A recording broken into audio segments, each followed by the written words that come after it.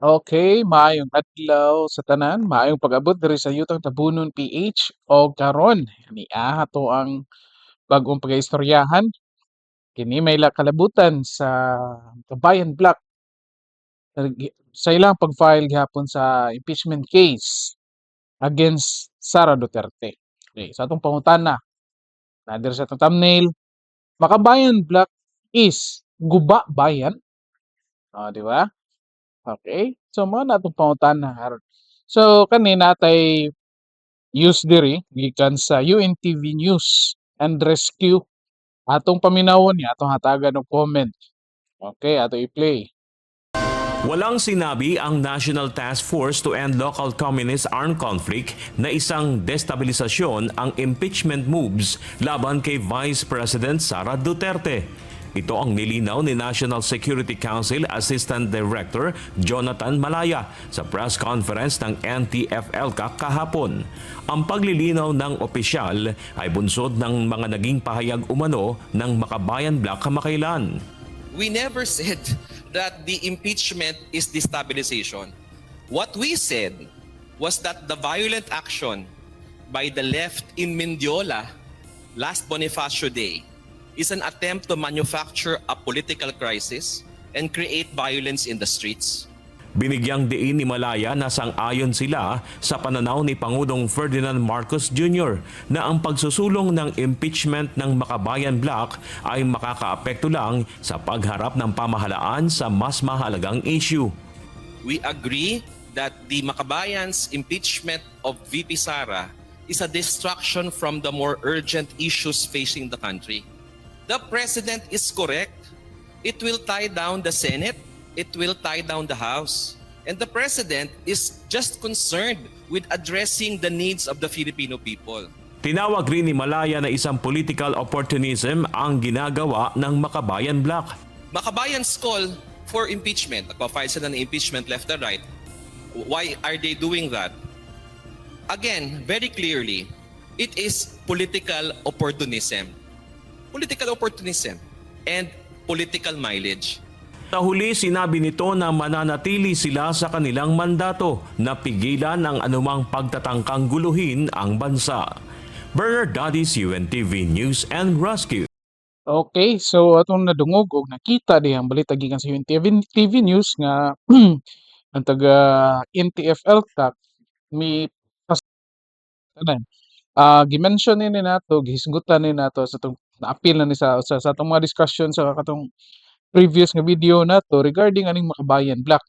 Kani gi-confirm ni aning taga NTF-ELCAC kung unsa ilang nakita ning kaning lihok sa Makabayan Black sa pag-file og impeachment case ni Sara Duterte.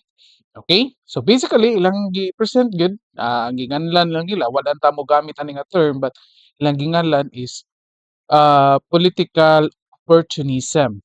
Okay? So but basically mao ri gihapon ni take advantage sila is because nagkagubot na. Ni action nagkagubot, so nisod sila. And basically, unsa may purpose ana. And I would agree sa gimension sa taga NTF Alcac nga kaning mga tawhana dili gid ni sila makabayan. Okay? But ngalan is makabayan black but their behavior is not really makabayan. Ano man, their goal is to bring chaos to the street, magdagubot ngadto sa karsada. Okay, kung kahimduman ninyo dito sa Menjola tong November 30 Bonifacio Day, sila maning mga tawhana dito nga garali nga nanakit og mga pulis. And bisan tan-aw ninyo ang mga videos, ang mga gipang interviews dito mao ra maning mga tawhana kani ni file og impeachment case. O karon kani gi-take advantage nilang nahitabo kay basically makita man nato silang lihok nga kani galagot kini sila sa mga Duterte. And then nakita nila nga nagkagubot, nag-away na si Marcos og si Duterte, so take advantage sila ng mga oportunista man kayo. Take advantage sila. So basically, ang goal ra gihapon ani mga kaigsuonan is that um awayon ni ang mga supporters ni Marcos, at the same time ang supporters ni Sara Duterte or sa mga Duterte. So kani sila um ilang style is dili sila mismo ang moadto dito sa karsada kay pirmi naman ni sila nya kay bao man ta nga dili po ni sila dapig ni Bongbong Marcos kay the first place didto man ni sila laban sa kakamping man ni sila ilang gipang suportahan, and even during sa election kakamping man ni sila under. So wag ni sila basically wag ni sila gilabanan duha, aning BBM og ni Duterte. Nya mao na nakita nila karon nga nagkagubot, so dayon sila. Okay? Nya ila gyud nang i-push through ang impeachment case para kay ngano man. Okay? So kung unsa man gali mahitabuan na um, most likely madesisyonan expect man gyud ta nga madesisyonan na dito sa Congress nga ma-impeach gyud si Sara, masaka gyud na dito sa Senate, kahibaw sila nga naay 32 milyones ka mga tawo nga supporters ni Sara Duterte willing mo take action to support Sara or to protect Sara. And most likely unsa may pinakadali nga mabuhat sa mga tao aning 32 milyones nga mopakita og support dito kang Sara. Of course, pareha nilang gipangbuhat sa makabayan. Mao ni mga tawhana na ang mahimo na niya hinuon nga mo'y moadto dito sa karsada og mag-rally. Silbi ang turning 32 milyones ka mga tawo mo'y mo take sa stand or sa mga binuhatan ani makabayan black nga mo'y moadto sa karsada. And then most likely pwede man na nila buhatan dito og pwede man na nila dito plantiran og mga tawo nila nga mo'y magdagyagaw, magdagubot. In fact nagali karon do di na to wa na to ma-identify kani member na sa Makabayan Black gadagubot. But of course naa ni mga tawo nga gadagubot. Naa ni buhat-buhat diyang istorya nga na daw bayad. Nya gipang-deny gyud na sa kadaghanan nga wa man gyud bayad. Okay? So ngadto ni sa karsada kaning 32 milyones kung impi si Sara, kuan sila dito, plantiran nila dito og mga tao nila nga mo'y magdagubot, mo'y manghilabot sa mga pulis, ang ending kinsa may madaot. Ang kaning mga supporters ni VP Sara. Nga kay kunuhay, walay mga tahod, walay mga respeto guban pa. So kana projection lang na nato kay nakita pila ka rally na ning natanaw na to na apila na to. Usually naa gyud ni mangingon ani. Okay? So kana lihok ang supporters ni Sara or sa mga Duterte to protect Sara. At the same time, ang supporters o mga loyalista sa mga Marcoses. So mag-abot ning duha ka grupo. Okay? So mag-abot ng duha ka grupo dito sa karsada, ang ending ana may lang maginaksanay na. Asam ka kitag opposing parties or kuan, lain-laing grupo managkontra, mag-abot yes karsada maginaksanay. Oh, di ba? O most likely mag-away gyud na. And nakita na nato even sa time ni Joseph Estrada. Okay? Sa time nga wa madayon na stop ang impeachment ni Sara ni Joseph Estrada, ang mga tao nga against ni Joseph Estrada nidagan dito sa karsada sa EDSA.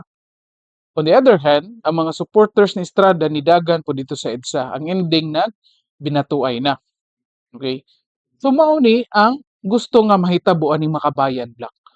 And yet naa sila'y guts nga motawag sa ilang grupo nga Makabayan. So kung mahimo lang mga kaigsuonan ko, timan-in ninyong mga grupuha. Ayaw na niintaw ninyo butari karong umaabot nga eleksyon. Timan-in ni Gabriela, Ak Teachers Party List, Akbayan, Anakbayan, Bayan Muna, Kabataan Party List, mao man ning mga grupuha. Okay? So, diri na to makita nga kanila sinalbahis ni. Kita mga Pilipino giunay ta. Kay mahitabo mag-away kining mga tao na lain-laing grupo, kita mga tawo nag-away, tendency apektuhan ang atong ekonomiya, atong pangadlaw-adlaw nga kinabuhi. Ano, mo traffic man diha kay nagrally. Uban na mga absent din amo trabaho. Okay? And in fact, right now, karon weekend man ron, I think sugod pag Biyernes naa ni mga supporters o mga loyalista sa mga Marcos nga niadto na pud sa EDSA. Okay? Hopefully makakuha tag mga video information ato niya i-upload diri. At the same time naapoy mga supporters sa mga Duterte, especially ni Sara nga naa na po didto. And I think of course i-feature na to sa tong usa sa mga videos diri nga ang INC o ang Iglesia ni Cristo nilihok na sad, ni plano na sad para pag-organize og kalihukan as support didto ni Sara Duterte. Okay, so ang ending ani, again, pwede ra gyud na buhaton nila nga plantira na nila diha ka grupo nga maoy magdaog yagaw, maoy mangusog nga kunuhay um, mga supporters sa aning mga grupuha. Yang ang purpose lang is magdagyagaw, magdagubot. Okay? Kaya naman, wa may nakailani nila. Wa may nakakuan unless naka-familiar nga oy kani membro man ni ning NPA, membro man ni ning Makabayan Black. Nya itong nailhan membro ni Makabayan Black ani ra mang nasa Congress. Okay? Og kani katapusang punto nato, ang i-file nga case nila is or impeachment case. Ang ground nila for impeachment case against Sara Duterte is betrayal of public trust. Kung anong betrayal of public trust man nga in the first place kaning Makabayan Black kay baw man ta nga pagsugod pa lang even during sa election pa lang wa man ni gyud mosalig ni Sara Duterte. Kay tua man ni dito sa camping. So in the first place walay trust nga nahitabo gikan ani nila ngadto kang Sara. Okay? So basically wa sila gibetray. Okay?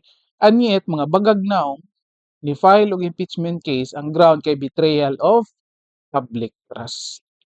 Okay? Oh, nya kamo mga kaigsuonan motuoday mo ani kamo mga nakapaminaw nakatan-aw ani karon. Nawagtangan da inyong salig ni VP Sara. Okay? Ako,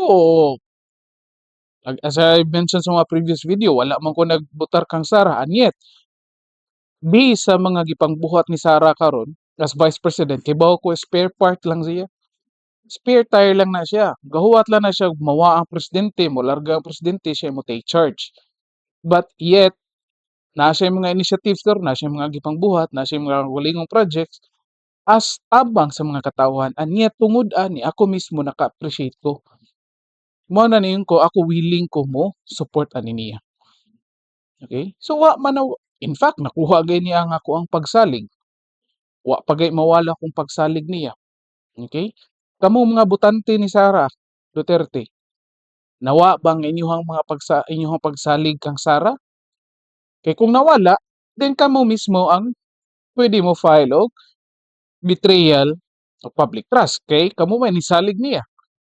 Kaning Makabayan Black in the first place wa nimo salig, wa man nimo butar bisan pagtan-aw ni, bisan pag-ablihan ng ilang record dira pag eleksyon. Tuwa ni sa kakamping. Mas kung sabo ni sila sa mga kakamping, mao na mga tawo na ginagpaila na ni mga kakamping kay kaybaw ng mga tao nga naa ni connection ng kakamping ngadto sa mga grupo sa mga NPA. Okay? So diri lang ta to mga kaigsuonan, I hope na ato ning na realize o palihog og pag-share o pag-like sa atong video or mapakita sa usab sa mga tao may kalabutan na ning mga tawhana nga magdaog gubot sa tuang nasod. Okay? So diri lang ta og daghang salamat ug maayong adlaw sa tanan.